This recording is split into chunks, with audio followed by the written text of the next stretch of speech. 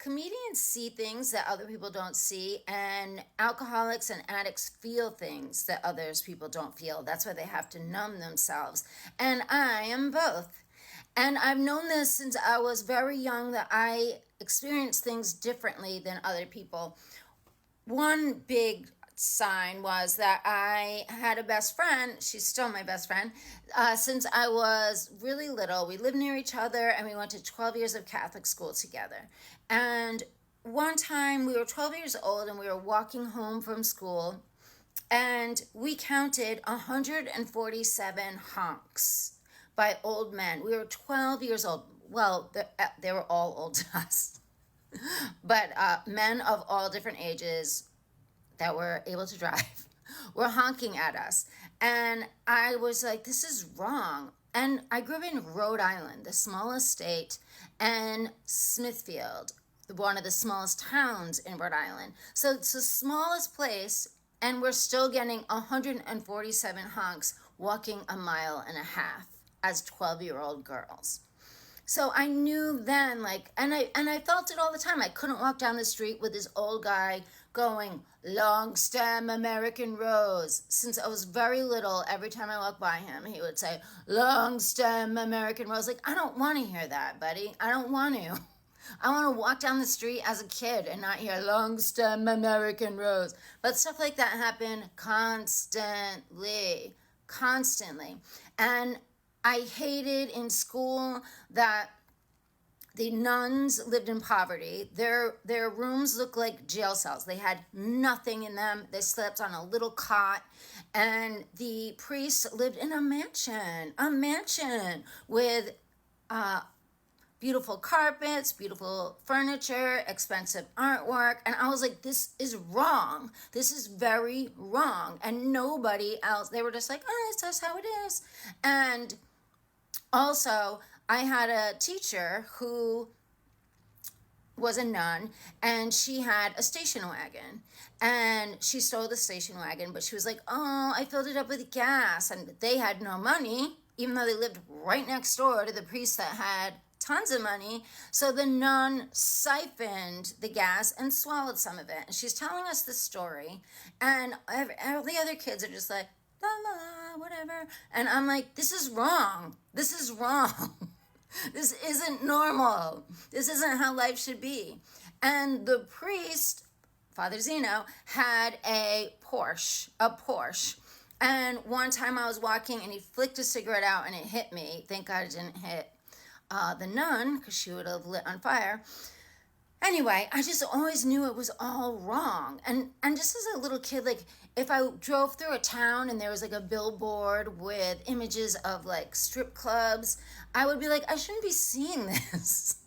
Like, I just was angry forever. And everybody was like, it's just how it is, just accept it.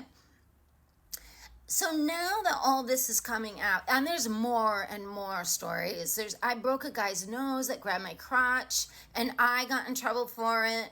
Like, just so, I mean, this is just this much. I noticed this stuff my whole life and was angry my whole life. And I tried everything to stop being angry.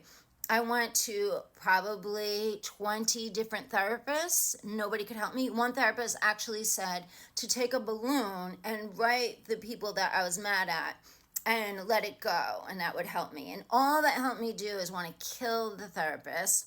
I went to psychics. I did everything. And then I found this channeler, Abraham Hicks, and they said that we're in self-righteousness and we need to be in deliberate creation. And I was like, great. Like, that was the first thing that sounded like hopeful. So I was like, okay, how? And I looked everywhere for how, and I couldn't find how. And then I started going to 12-step program, Alcoholics Anonymous. And I just sat in the back. I was like, my therapist said, Jackie, you need coping skills. You don't have any coping skills, so go to AA to get coping skills. And I said to my friends, like, I'll go for a year, do the steps, and then I'll come back. Which Hopefully next month I will have 9 years of sobriety. What? I know.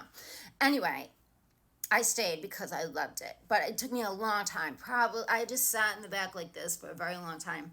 And then one day, I was reading the 12 and 12. It's one of our books, and step 6. The room was reading it together. And step 6 said, "You all have self righteousness, righteous indignation, justified anger." And I was like, what?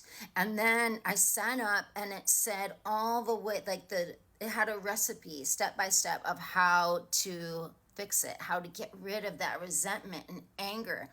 And from that point on, I was all in, and I went through I did so much work. I did my resentments with so many different people to get the freedom that I have now. So now, all the stuff that's happening, I'm in my mind, I'm like, finally. I am like, finally. Everybody is seeing what I saw my whole life. And I have friends that are wildly angry, friends that I love so much that I would do anything for. And they want me to pick up that baton of anger, and I just won't.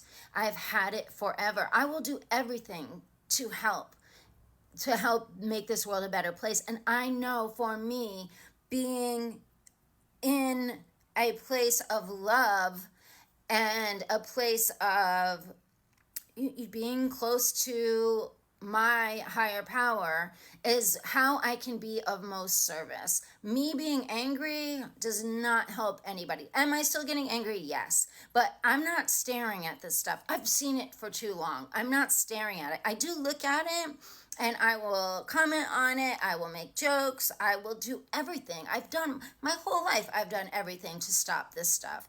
And I won't stop, but I will not get angry. I just won't. And because to me, this is great news. To me, I am the younger parts of me are like, finally. And the younger parts of me are sad that I can't pick up this anger with my friends that are angry. And I'm so happy my friends are angry. And yeah, I'm just like, where were they when I was younger and I was angry all by myself?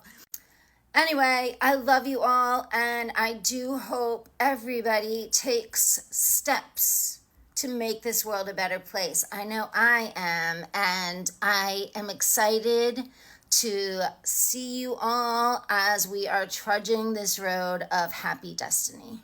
I love you.